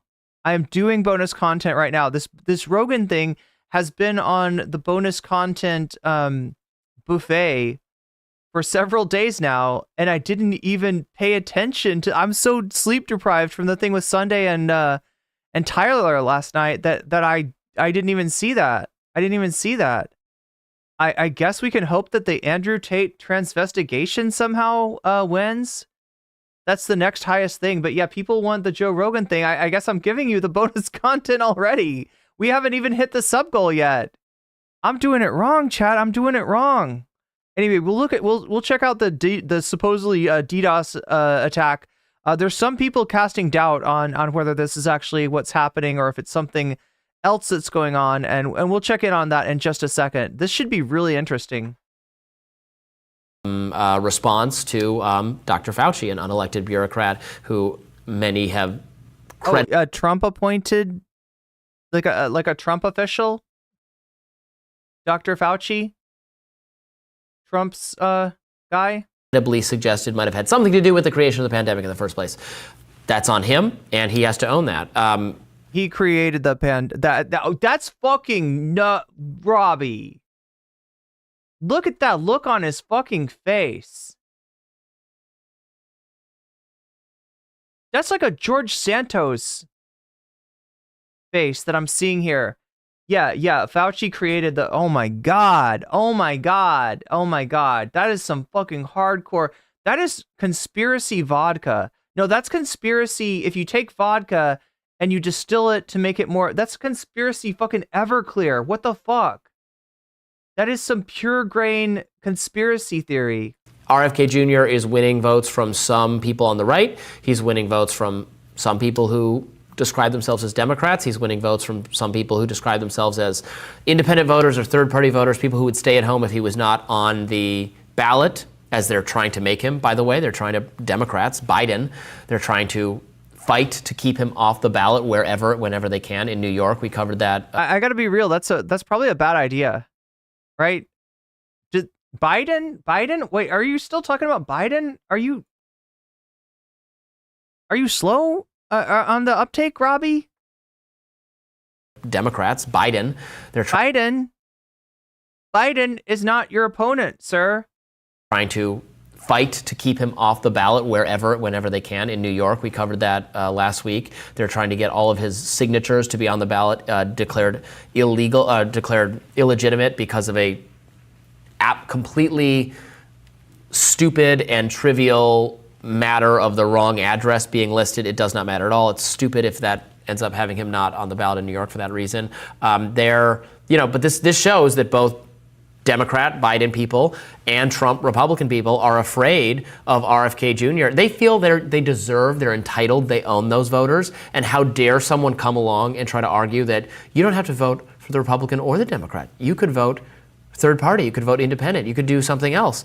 And they hate that argument. It's the one thing the two-party system agrees on most strongly, is that the two-party system owns your vote, is entitled to your vote, and the entire system should be set up so that you feel obligated to give your vote to one of the two major parties. So it's swimming upstream. It's fighting uphill. It's a difficult battle, and I think it's good that Joe Rogan provides a platform to alternative voices who are disrespected by, again, not just Democrats, but by Republicans as well. This is a great example of that. Right. RFK Jr. is on the ballot in Texas now. And Texas is a winner-take-all state. Also, I believe Joe Rogan's based in Austin. Yes, he is. And that could make a difference. You know, him saying, let's look into RFK Jr. I don't know if his base and not endorsing him, just saying, as he said, just saying, I like him. I like that read his book, his book. Joe Rogan, while he has some views that are definitely right-wing, he's also the same guy who endorsed Bernie Sanders. Right. You have a lot of people that have more ideological homogeneity than Joe Rogan, but that's also like everyday Americans have views that, that's a far right view, but then they agree with Bernie Sanders, taxing the rich, corporations have too much power. People are all over the map politically. The idea that people are represented by the parties when actually the working class has a political mindset that's more similar to Joe Rogan's and is more all over the place. And he admits, I'm not a political guy. That's why I'm not making endorsements. It's just I've talked to RFK Jr. and this is what I think. But people want leadership. They're not getting that in the media. And I think that's why when people are shown like TV hosts of TV news and they see Jon Stewart thrown into the mix, as he would put it, he wins in those polls, not because people really like him and trust him that much more, but because it's just them saying, I don't like the mainstream media, I don't trust them. And so I trust this guy who maybe isn't the most thorough investigative reporter. He's not on the beat himself. He's more of a comedian than anything, but they trust him giving the news more than anchors. Like Joe. Wasn't he on Rogan? Yvette, are you talking about RFK Jr.? I think RFK Jr. was. Rogan. I also value this about RFK Jr. And there's Vincentino says two-party system just leads to corruption. I mean, yeah, that's basically what Rogan's saying. And look, it makes sense for a right-winger like Joe Rogan, right? It makes sense for somebody with those views to vote for RFK instead of voting for Trump. In a lot of ways, RFK Jr. is more Trump than Trump, and I think you're going to find that there are going to be some Trump voters possibly even disappointed with Trump that are picking RFK Jr. Because I mean he's in a lot of cases, there's like in a lot of cases their viewpoints are similar, but Trump is being too much of a politician and he's not standing on principle, he's not standing on his belief. And so somebody like, RFK Jr. is appealing to these people, right? I wouldn't be surprised if he gains in the polls, specifically amongst, and it makes more sense given that how right-wing RFK Jr. is, and how much he is willing to say the things that Trump is trying to back away from and deny right now. It opens up a space for somebody to the right of Trump like RFK to actually grab some of those votes. Plenty I disagree with Kennedy on. I disagree with some of his environmental policies. He used to be very, he might have changed his mind about this. He used to be a very strong supporter of gun control, strong supporter of affirmative action. Other policies I don't agree with. But Rogan is right that RFK Jr. criticizes policies he disagrees with. He doesn't personalize it. He makes it about the policies rather than about the person. Even when he's campaigning when he's criticizing Trump and Biden, it's not about them specifically. It's about their policies. And RFK Jr. is not left-wing. Hey, Coates, tell me a left-wing issue. Right. Tell me an issue that RFK Jr. is left-wing on. I think a lot of people appreciate that strategy, that way of campaigning. He seems like someone you can you could talk to about ideas and policies and not just relentlessly focused on trying to jab the other guys the way both Trump and Biden or now Trump and Harris are. And, that's something people appreciate about him, even if... K-Code says RFK Jr. is nothing like Trump. I think the RFK Jr. is more like Trump than Trump is. You don't agree with him on... He's more Trump than Trump, and that's why people like Joe Rogan are supporting him. Everything. I certainly don't agree with him on everything, but I see why... These are, conservatives. These are Republicans that are standing on principle. Right? And they're not supporting the uniparty. He is registering with a lot of disaffected Americans who don't like the choice that is being forced upon us between what was Trump and Biden is now apparently Trump-Harris. My favorite phone call, the phone call that leaked between Donald Trump and RFK Jr., where he's seemingly asking for RFK Jr. to drop out in an endorsement, some kind of horse trading going on, like, oh, well, if you end your campaign, we'll give you a position in the administration. 3 months ago, RFK Jr., I'm not taking anybody's guns. Try again, Kay. Try again. It's going to be so big for you, Bobby. We covered that when it came out. But Joe Rogan just saying, out of all the candidates, he seems the most reasonable. Now Trump is saying, you're going to get booed so much, everybody's going to hate you now. Just because he says he thinks RFK Jr. is the most reasonable, this is someone Donald Trump entertained potentially putting in his administration, who he has a personal relationship with and makes phone calls to. I think that tells us a lot about Donald Trump, that he was considering this because he is threatened by the vote share RFK Jr. is seemingly getting in the polls. Yeah. That does it for us today on Rising. Thank you so much for tuning in. We really appreciate it, but we're just getting the week started, and we will be back tomorrow with... All right. So, like I said, chat, we got breaking news now, all right? We're gonna take a look at what's going on X, formerly Twitter. Globalism? He's for globalism? What, you're talking about like trade, right? Here, let me check. I want to see if you're right on any of this stuff. RFK Jr. trade.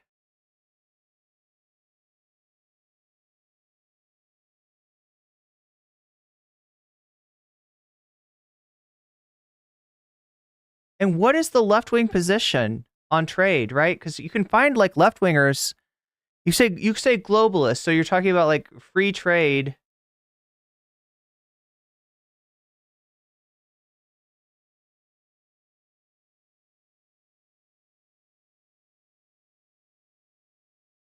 The thing about RFK Jr. though is there are some issues where he does seem to be like on all sides at once. He's a bit of a political chameleon.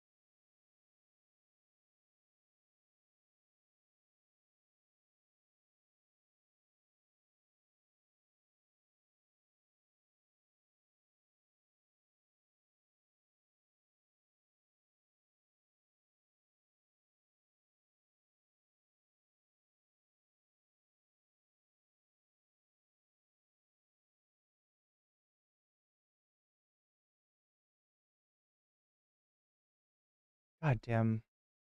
This is the wrong kind of trade. Okay, anyway, chat, let's take a look at what's going on here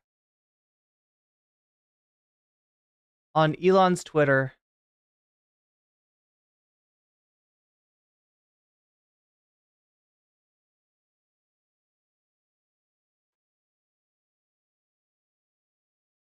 So trending right now, DDoS. Elon Musk, there appears to have been a massive DDoS attack on X, working on shutting it down. Worst case, we will proceed with a smaller number of live listeners and post that conversation later. Is the DDoS attack in the room with us right now, Elon? Concerning.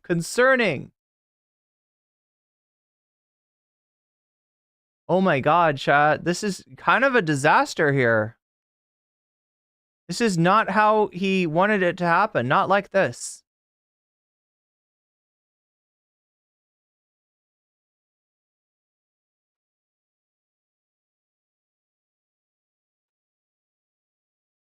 Okay, so what do we got here?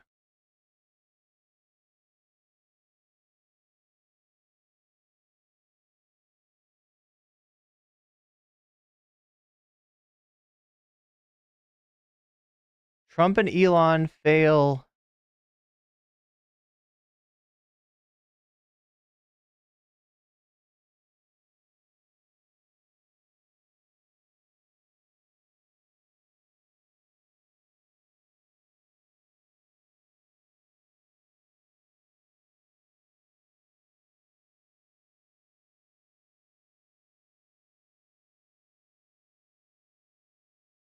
We got the Trump and Elon fail stream right here. What if he DDoSed himself? That would be funny. I would laugh. Trump's dentures are failing him? What are you talking about, Globitz? Where is Trump right now? No, is anybody streaming it? Wait, started already? No, is it started? Did they actually get it off?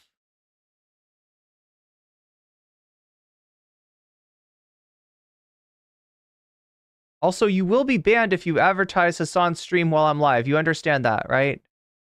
I hope we're clear on that. Even Hassan, not allowed to advertise in my stream. And he wouldn't do that. Let's see. Wait. I mean, I'm not seeing that this shit is live. But I could be wrong. And if Hassan can stream it, I can stream it too.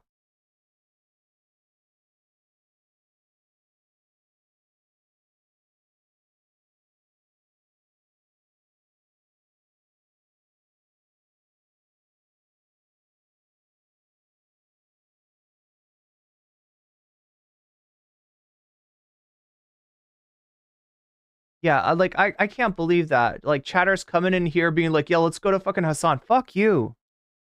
You can take a ban.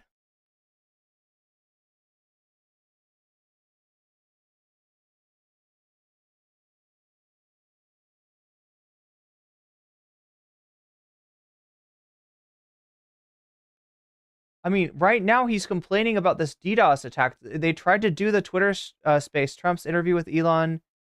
Right now, absolute bonkers.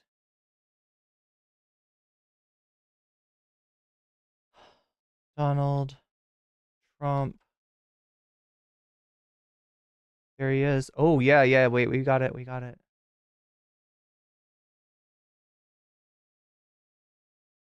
From 130 yards, a bad shot would hit that target almost every time. They said it's like in golf, sinking a 2-foot putt. Yeah, it's not a tough shot. It's not a long shot. The Secret Service person had the long shot. He had a Oh wait, it's a recorded space. So it was a terrible thing. I don't think this is live. It's hard. I have to say this about the Secret Service. When I went down, and I went down based on, I think they're screaming, but other people also, because people saw this happen. You had so many people. One of the miracles was that nobody ran. I mean, if a gun goes off, the crowd control people showed us this. When guns go off, and it does happen in stadiums at a soccer match or some kind of a match, everybody flees. They call it a stampede, like cattle. But everybody, and a lot of people get killed with those stampedes. We had more people than you'd have at some of these matches or these games, and nobody left. You had a small group behind us in the grandstand, and that was full. And you look at it as it was taking place, and normally they'd be running. They didn't leave. They saw that I was hurt. They saw a lot of blood, and they saw that I went down, and it's almost like they wanted to be with me. Well, out front, you had thousands, tens of thousands of people. As far as the eye could see, you had people in Butler, as far as the eye could see. And a lot of press, too. There was, many cameras on watching this. It's what makes it so different, because normally things happen that aren't good, but you never have a picture of it. Here we have all these cameras shooting it. So, you know, sort of amazing. But Here we one of go, the chat. Trump and Elon interesting things survive was a that fake you didn't have anybody survive flee. a fake You didn't have anybody DDoS. stampede. Sure. Nobody. And there were some people behind me. They stood up and they're looking like, you know, I mean, I'll tell you, you want to have them in a foxhole with you. I want to meet some of those people because it's so different from what you heard. But so I was down. But the Secret Service guys, there were bullets flying right over my head. You could hear them go whizzing, and these guys came jumping on top of me, you know, and a young lady, Kate. They moved so fast, and let me tell you, that took tremendous Did he call the courage. Now, family there of the was a lack firefighter of who was killed? Yeah, I think he did. coordination. There was, you know, obviously everybody understands that somebody that building should have been covered. He was late on it. And I mean, that was I the think big that, thing. like, His looking at dentures are the aerial loose. views, You hear that like, list? that building would be like the #1 spot for a sniper. I mean, it's like the if you were to pick like what is the favorite? Maybe it's just What, braces. if the goal is to assassinate, what's your favorite spot? He must That not have building. denture The glue. rear of that Yeah, it's building would coming be off. #1. That would have He's been falling the spot. apart. It's like you couldn't ask for a better location. It's like #1. That would have Trump been is falling apart You know here. what people think Yeah. is when the local policeman, who, by the way, you know, he really he did what he was supposed to do. He couldn't hold on any longer. Oh, I hear it, chat. And I then hear when it. he Do you got hear his it? head just peeking above, this guy standing there with a gun at his head. Chatters are And pointing when out. he fell down again, hurt his ankle very badly, but he was making the calls. But what happened is the firing took place very soon. So what they Yeah. think is that this guy ran to his site, which he had all Oh, planned there it out with the is. gun. He ran to the site and he started shooting fast, and maybe So that's people are why saying that there's something wrong with his he dentures well, he here. sort of missed. I mean, you know, he Yeah, but he as you got said, me, he but it would have could have hit. been a much Yeah. bigger problem. But he totally would have It's hit. a good if- thing if this you isn't. hadn't turned your head. So, like, you know, there was a. It's a good thing this was isn't. a very near thing. It was a So, miracle. If I hadn't turned my head, Yeah, I would not be talking to you right now. As much as I like you, exactly. I would not. Yeah, I would not be talking to you. It'd be a whole nother Pulled you two timeline. from another realm, perhaps. Yeah, that's Are his right. We'd dentures be falling out? talking It from a sounds like different it. place. We can't But, see though. There's no video. It was a, you know, it was a This very is a Twitter terrible experience. space. The Butler Hospital, they did such a great job. The doctors were so good. Everybody was so good. There was a mistake. If somebody knew, because people There were we go. hearing that, you know, there was just a bad feeling that there was somebody was around. You know that story now. It's been pretty Yeah, well. yeah. And Chat, if Lisp somebody could have said, Trump because is real and he said, can like there'd be a hurt you. Is lightning bro storm or recovering from something, 'cause I've COVID done, or is his teeth I think loose? over 300. I think I did a lot more than that. What's up, but Funky We Monkey? did a lot. And oftentimes they'll say, sir, could you wait 10 minutes, please? Sir, could you wait 20 minutes? There's a storm overhead or lightning or something, right? And Yeah. that happens often. And this would have been a perfect He sounds like he time has for that cotton to have balls in his happened, mouth. But it Yeah. didn't get coordinated. That was the Well, problem. we're doing Lisp Trump now. This is the Lisp Trump Well, era. It was your. I think your actions in the heat of fire, and you know, like what I found admirable there was that you can't fake bravery under such circumstances. The courage is instinctual, or it is not. It's not a rehearsed action.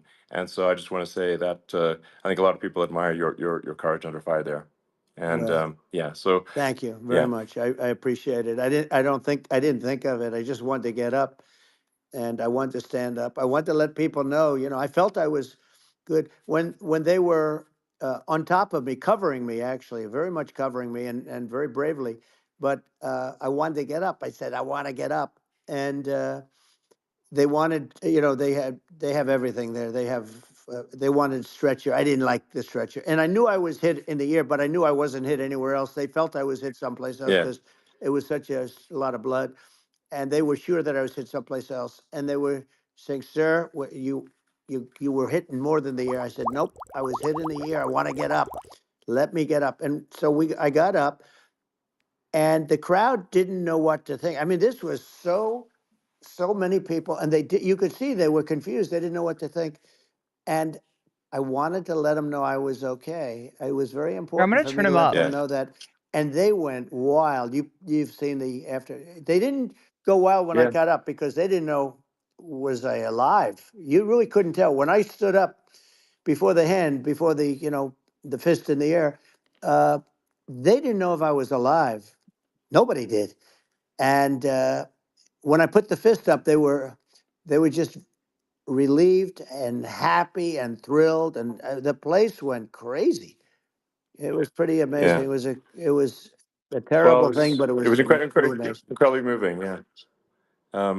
Well, and I mean, speaking of the sort of slide that got you to turn that saved your life, really, was the illegal immigration slide. Maybe this, maybe this is worth talking about that. It was that slide saved You're your right. life. No, Basically. the illegal immigration saved my life. You're right, but it was, and I had to be at that exact angle. I mean, that's a great one.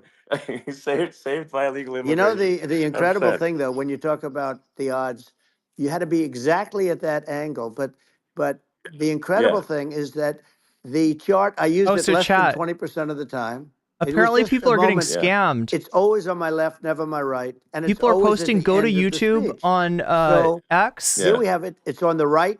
And when people come over and they search it, they're getting a crypto scam. And even the people that put it up, they were unprepared, and they did a great job. They got it up immediately, fortunately. Anybody seen those streams with crypto scams? And the bullet came whizzing by, hitting my ear.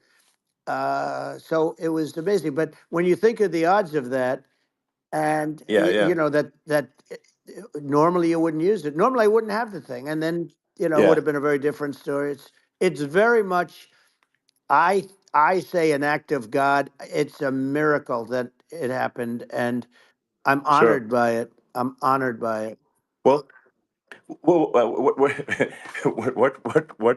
were you about to say about illegal immigration before you were rudely interrupted? Well, I was going to say how good the numbers were. By the way, we're going back to Butler, and we're going to go back in October. We're all set up, and the people are fantastic in Butler. It's a great area. These are incredible people.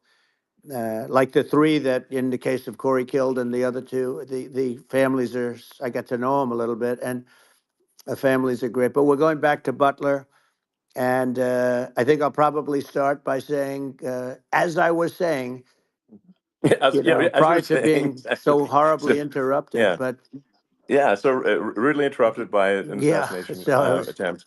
But the chart. Some people have no manners. Elon, the chart was just a chart that in my last week we had the Chad best Alpha says Trump sounds illegal cute right immigration numbers, meaning stopping. It was at the lowest. You've seen the chart. It's almost quite cute. a famous chart, but that was the lowest point ever recorded. It was a really, I was very proud of those numbers. And then you see what happened with these people, Kamala and Joe. You see what happened. They just let it go. I had remain in Mexico policies. I had all these different policies that was so good. Guys like Tom Holman and Brandon Judd from Border Patrol. These are all people that they've been on television. They said it's the best numbers we've ever had. We had so many different checks, catch and release in Mexico, not the United. We had catch and release in the United States. We had it in Mexico. We had so many things. We had things where if people, he sounds like Sylvester the Cat. They have contagious diseases. We had anybody else everything passed. If you have a contagious disease, I'm sorry, but we cannot allow you into the country. So we were setting literally records, and all I was doing is showing that, and I use it sometimes, and in this case, I'm glad I used it. I can tell you that, but they were fantastic numbers. But I'm going to sleep with that chart always. I'll be sleeping with that chart. That chart was. I thought he was sleeping with a flag. Was very important for a lot of reasons. Well, I mean, would it be accurate to say that you're supportive of legal immigration, but we also need to shut down illegal immigration and especially unvetted illegal immigration, because and that's not the same as saying that everyone who's an illegal immigrant is bad. In fact. That's right. I think most people who are illegal immigrants are actually good, but you can't tell the difference unless there's a solid vetting of who comes across the border. Does that accurately represent? Hello, John. I say it hello very from simply. India. They have to come in legally. They have to be checked. Yeah. Because look, Trump attack. Kamala was the border czar. Now she's denying it. Everything that I do, she's saying she was strong on the border. We're going to be strong. Well. She doesn't have You're going to be real strong with those dentures falling out. Yeah, that sounds like. It's horrible. No tax on tips. Saying, and all of a I'm sudden an Alzheimer's nurse. His speech does not sound well. I said that months ago. And by the way, they had just the opposite. Suffering They had succotash. not only tax on tips, but they hired 88,000 IRS agents, and many of them were assigned to go get waitresses and caddies and all of this. We don't like on Trump, tips. Jordan They have T? a policy. They had a policy that We're they were listening really to going to him. go after you, and we're really harassing people horribly.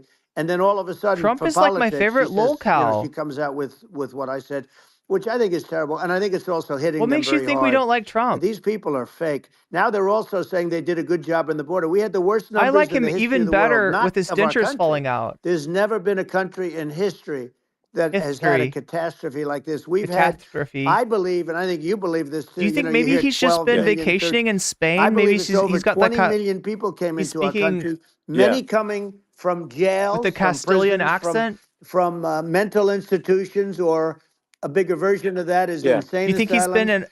in And Ibiza? many are terrorists. And I'll tell you what, they're coming not just from South America, they're coming from Africa, they're coming from all over the world. They're coming Can you imagine from Trump in Asia, Ibiza? they're coming from the Middle East, they're coming from countries that are stupidly and horribly bombing Israel October 7th. They're coming from all over the world. my And, God. you look at, it's so sad, October 7th, because Oh, it should no. have never Chat, happened. he's fucking It's killing his sad campaign when you as we look at speak. Ukraine. It should have never happened. We He's have a killing his defective government. These campaign. are defective people, and they're not people that should be running it. But where you see it the best is the border, because you have millions of people coming Jordan in T, a month, and I feel then like she gets up and she tries to pretend like Donald she's gonna Trump's do something. She had articulating 3.5 everything we years. need to And say by the right way, now. They have another 5 months that they can do Ibiza? something, but Am they I won't saying it do right? anything. Ibiza? It's all Ibiza? talk. She's No. incompetent and he's incompetent. He's been in And frankly, Barcelona. I think that He's she's been in more Barca. incompetent than he is, and that's saying something because he's not too good. Yeah. Oh no, you got it I think deleted by it- Stream it is Elements. essential to have a secure border. It's that caps I mean, lock. you're really not a country unless you have a Correct. secure border.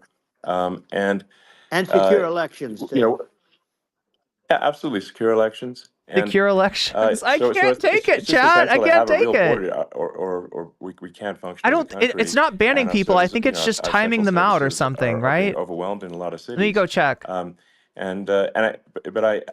we were talking about earlier, I think He having needs to take care of his a fucking legal teeth. immigration process that is smooth and efficient and done Times them well. And out. speaking as someone who is a legal immigrant, I think that like one way to think of it is, who do you want on your team? Who do you want on Team America? And I think we want to just say, okay, we want to let in people who are gonna be great contributors to our society and to our Cernovich thing. economy, and and who do you want on the team? And it's not to say that, like in my opinion, actually, I'd say like probably most of the illegal immigrants actually are actually good, hardworking people. That's my opinion. Did he say that he was but an some are illegal not. immigrant? I think I've And, heard that too. I think that you just Elon have Musk this, did sort of used to be. adverse selection process. It's 5 where, minutes. If somebody's Okay, hopefully you know, that if changes. somebody's like It might be a stroke.